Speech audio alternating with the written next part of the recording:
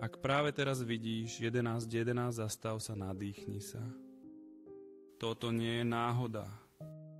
Je to božské znamenie určené len pre teba. Vesmír sa ti prihovára a tvoji anjeli sa snažia upútať tvoju pozornosť. 11.11 je mocný duchovný kód. Je to posolstvo súladu prebudenia a vypočutých modlitieb. Znamená to, že tvoje myšlienky, zámery a túžby sa zhmotňujú rýchlejšie, než si uvedomuješ. Vesmír hovorí, že si na správnej ceste. Zostaň otvorený a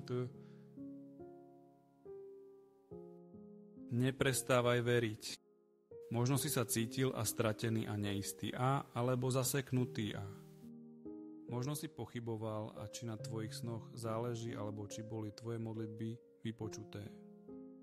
Ale práve teraz ti tvoji anjeli pripomínajú, že všetko sa odvíja v božskom načasovaní. V zákulisí pripravujú nádherné požehnania. A to, o čo si žiadal a je na ceste. Ostaň silný a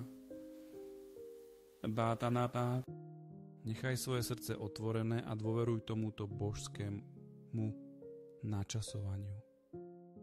Som v súlade s najvyšším dobrom pre môj život.